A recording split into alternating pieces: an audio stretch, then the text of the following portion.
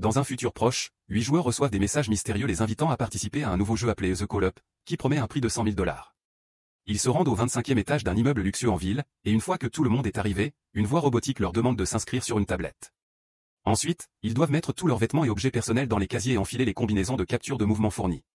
Pendant qu'ils se changent, Adam est taquiné parce qu'il est trop grand pour un costume aussi serré, Carl révèle une vilaine cicatrice de brûlure, et André explique qu'il était autrefois soldat.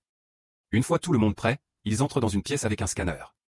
La voix leur dit de monter sur le scanner et de dire leur pseudonyme, après quoi ils peuvent récupérer leur nouvel équipement. Il s'agit d'une combinaison avancée avec un casque VR qui se fixe à leur colonne vertébrale pour une immersion totale, ce qu'Adam pensait réservé à l'élite.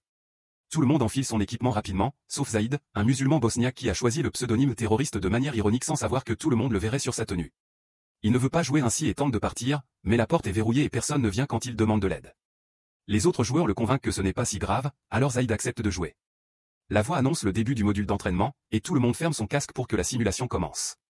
La pièce se transforme en un monde post-apocalyptique extrêmement réaliste, leurs combinaisons sont remplacées par des uniformes militaires, et leurs tatouages disparaissent. Bien que tout semble réel, leurs mains traversent les objets de la simulation. À ce moment-là, le sergent apparaît et commence à les traiter comme de nouvelles recrues. Ils ne peuvent pas le toucher non plus, et lorsqu'ils relèvent leur casque, ils réalisent qu'il n'est pas dans la pièce, c'est juste un PNJ très réaliste. Le groupe suit le sergent dans une autre pièce où ils reçoivent leurs armes, qui ne sont en réalité que des accessoires. Le sergent leur demande de tester leurs armes sur des bouteilles, et les joueurs sont impressionnés par le recul réaliste. Après un certain temps d'entraînement, le sergent leur tire dessus, ce qui leur fait perdre leur gilet. Comme ce n'est qu'un tutoriel, ils les récupèrent immédiatement pendant que le sergent explique qu'être touché une seule fois signifie perdre leur protection et rester exposés. S'ils sont blessés après avoir perdu leur gilet, ils peuvent utiliser une injection spéciale de sérum, mais ils n'en ont qu'une seule chacun. Ce bâtiment est envahi par des terroristes dangereux, donc leur première mission est de les éliminer et d'atteindre le rez-de-chaussée en vie.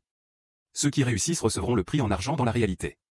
Après la disparition du sergent, André décide de diriger le groupe grâce à son expérience et leur donne des conseils pour rester discret. Il fouille les différentes pièces jusqu'à ce qu'un ennemi apparaisse dans le couloir et ouvre le feu. La plupart du groupe se cache, mais André réagit rapidement et abat l'ennemi. Tandis que la voix annonce qu'ils ont terminé le niveau 25 et que tous les points vont à André, il touche le corps et confirme que c'est aussi un PNJ. En empruntant l'escalier, il découvre qu'un mécanisme les électrocutera s'ils tentent de partir sans finir le niveau. Le groupe entre dans le niveau 24 et trouve des armes plus avancées, alors André leur apprend à les utiliser. Ils avancent dans la pièce principale et Marco tue le premier ennemi qui apparaît. Gagnant en confiance, la plupart des joueurs commencent à courir partout et à utiliser des objets au hasard comme couverture tout en abattant les terroristes. Adam gaspille toutes ses balles sans toucher une seule cible, alors André intervient pour tirer sur l'ennemi mais se fait toucher en retour, perdant ainsi son gilet. Pendant ce temps, Taylor fait une crise de panique. Il s'avère qu'une amie à elle avait reçu l'invitation et qu'elle est venue à sa place, mais elle ne supporte pas le réalisme du jeu. Shelly essaie de la réconforter et de lui rappeler que ce n'est qu'un jeu, mais quand vient son tour de tirer sur quelqu'un, elle n'y parvient pas non plus. Le terroriste qui approche les filles est finalement abattu par Carl, qui se fait ensuite tirer dessus et perd son gilet à son tour. Carl tente de se rendre, mais l'ennemi lui tire à nouveau dessus, alors Shelly se précipite pour abattre l'agresseur. Carl et Shelly ouvrent leur casque, et même dans la réalité, Carl ressent une douleur insupportable. Il retourne dans le jeu et André injecte le sérum à Carl pour le guérir instantanément. Traumatisé, Carl ouvre son casque à nouveau pour vomir et affirme que ce ne peut pas être un simple jeu. Après cela, tout le groupe ouvre son casque pour faire une pause. Pendant qu'Adam trouve de nouvelles armes, Carl explique qu'il a ressenti de véritables décharges et théorise qu'il s'agit peut-être d'une émission de télé-réalité. Zaïd panique et tente de retirer sa combinaison, mais il n'y parvient pas, alors Marco pense que c'est un test. Zaïd suggère ensuite que cela pourrait être une expérience menée par l'armée, et Marco acquiesce, affirmant qu'André doit être leur homme infiltré. Une dispute éclate et la tension monte, alors André part aux toilettes pour se calmer. Les joueurs ne réalisent pas que le jeu est toujours en cours, et les terroristes qu'ils ont tués reviennent à la vie. L'un d'eux coince André dans les toilettes, et il n'a que le temps de refermer son casque avant de se faire abattre. Il veut se soigner, mais il a déjà utilisé son sérum sur Carl. Les autres entendent du bruit et referment leur casque aussi, juste avant qu'Edward ne se fasse immédiatement toucher. Le groupe court se cacher et Taylor tente de prendre l'escalier, mais le niveau n'est pas encore terminé, donc elle est bloquée. Bientôt, les terroristes ouvrent le feu, et l'équipe se défend du mieux qu'elle peut. Edward se soigne avec une injection de sérum tandis qu'André traîne son corps en sang dans les couloirs. Adam lance une grenade, éliminant tous les ennemis restants, et le niveau est enfin terminé avec Adam obtenant le meilleur score. Sans les coups de feu, l'équipe entend enfin André demander de l'aide. À ce moment-là, André ouvre son casque et entend un compte à rebours avant que son cerveau ne soit électrocuté, ce qui le fait convulser pendant plusieurs minutes. Quand les autres le trouvent, André est déjà mort. Shelly tente une réanimation, en vain. Une voix annonce qu'ils peuvent passer au niveau suivant, mais le groupe ne veut plus jouer. Ils remarquent du sang sur le sol et réalisent que le casque a tué André, alors ils essaient de les retirer, mais c'est impossible. Zaïd panique, attrape un extincteur et demande de l'aide pour un test. Carl se porte volontaire et frappe Zaïd plusieurs fois avec l'extincteur, mais le casque ne se détache toujours pas. À ce moment-là, le sergent les appelle dans le jeu.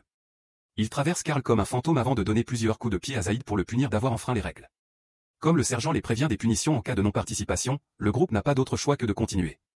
Ils passent plusieurs niveaux sans trop de difficultés, bien que sur chaque étage, ils doivent apprendre à utiliser de nouvelles armes et à maîtriser de nouvelles mécaniques de jeu.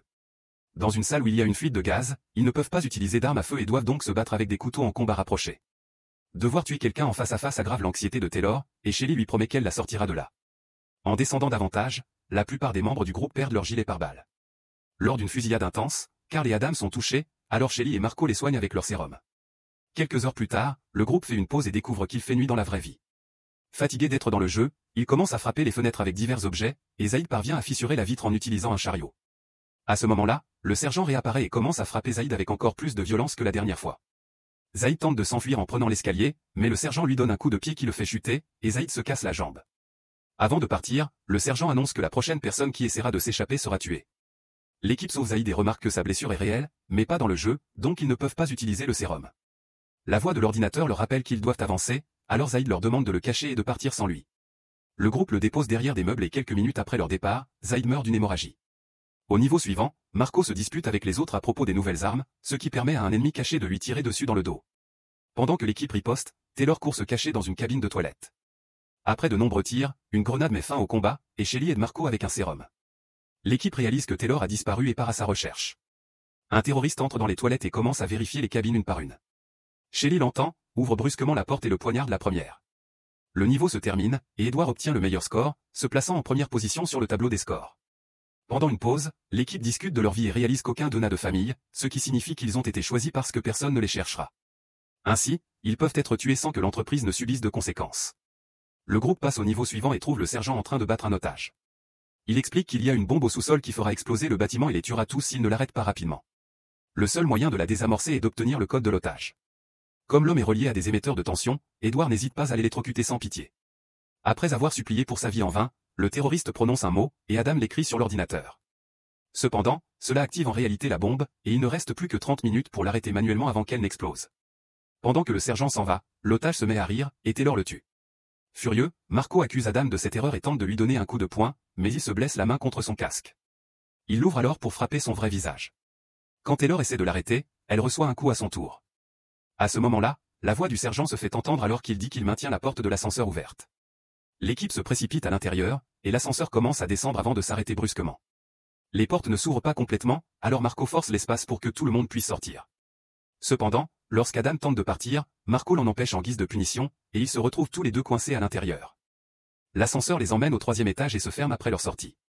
Le duo aperçoit un hélicoptère écrasé à l'extérieur de la fenêtre avant de commencer à avancer dans le niveau. Marco force Adam à passer en premier et Adam parvient à tuer un terroriste, mais il se retrouve aussi à court de munitions. Cela n'empêche pas Marco de le pousser en avant, l'utilisant comme bouclier.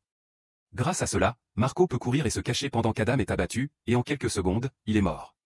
Avec seulement 15 minutes restantes, Marco craque, mais il n'hésite pas à avancer lorsque la voix annonce que le niveau est terminé. Pendant ce temps, au 4e étage, le reste de l'équipe trouve des armes et commence à fouiller la zone. Soudain, un terroriste lance une grenade fumigène, forçant Carl à reculer alors qu'il fait une crise de panique. Shelly se précipite pour voir comment il va, et Carl lui explique qu'il a perdu sa petite amie dans l'incendie qui lui a laissé cette cicatrice. Il se reproche de ne pas l'avoir sauvée et maintenant la fumée est un déclencheur pour lui. Avec quelques mots, Shelly parvient à le calmer et à le convaincre d'avancer. L'équipe continue de traverser les différents niveaux et atteint le 1er étage avec presque plus de munitions. Tandis que les autres continuent à combattre les terroristes, Taylor fouille la zone et trouve du sérum. Soudain, Marco apparaît derrière elle et lui demande l'injection, mais Taylor refuse. Marco la tue alors d'une balle. Lorsque Carl part à la recherche de Taylor, Marco fait semblant d'être attaqué et l'ignore. Carl finit par trouver le corps de Taylor et, paniqué, il remarque qu'elle a écrit le pseudonyme de Marco avec son propre sang.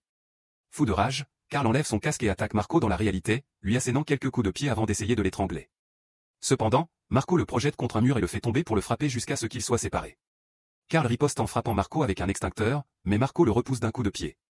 Alors que Marco s'apprête à lui tirer dessus, le sergent apparaît et commence à le tabasser. Après quelques coups, le sergent attrape Marco par le cou et l'étrangle jusqu'à ce qu'il meure. Après avoir trouvé les corps, les 3 derniers joueurs commencent à descendre avec seulement 7 minutes restantes. Lorsqu'ils atteignent le sous-sol, la voix annonce qu'il s'agit du dernier niveau. Le trio saisit les nouvelles armes et fouille l'étage, éliminant les terroristes sur leur chemin. Chaque fois qu'il y a une ouverture, ils tentent de se rapprocher de la bombe, mais les ennemis continuent d'arriver. Carl lance une grenade pour mettre fin au combat, ce qui leur permet d'avancer plus vite. Cependant, un terroriste surgit d'un van et abat rapidement Carl tandis que Shelly et Edward courent se cacher. Alors que Carl cherche son injection de sérum, Shelly entend qu'il ne reste que 2 minutes et tente de courir vers la bombe, mais elle est aussi touchée par balle. Carl est de nouveau blessé en essayant de la rejoindre, mais il la soigne à la place. Il lui dit de gagner avant de mourir à ses côtés. Edward utilise alors un bazooka pour éliminer le dernier ennemi et court désamorcer la bombe avec seulement une seconde restante. Ensuite, le sergent apparaît pour les féliciter de leur victoire. Edward commence à répéter le discours du sergent, révélant qu'il a été l'homme infiltré de l'entreprise depuis le début. La simulation se termine et un groupe d'hommes en noir entre pour endormir Shelly avant de commencer à nettoyer le bâtiment et à se débarrasser des corps. Le serveur du jeu supprime toutes les informations sur les joueurs et lance la séquence d'arrêt. Au matin, Shelly se réveille dans ses vêtements normaux et voit Edward en costume en train d'aider l'équipe à tout Ranger. Il lui tend un sac contenant le prix en argent et, lorsqu'elle menace d'aller voir la police, il lui rappelle que personne ne la croira. Lorsqu'un homme essaie de la sédater à nouveau, Shelly riposte et lui injecte le produit à la place. Ensuite, elle vole son arme et tire sur toutes les lumières du parking. Edward envoie ses hommes après elle, mais avec toute l'expérience qu'elle a acquise dans le jeu, Shelly les élimine facilement. Quand Shelly sort du bâtiment, Edward la supplie de l'épargner, mais elle l'abat sans pitié.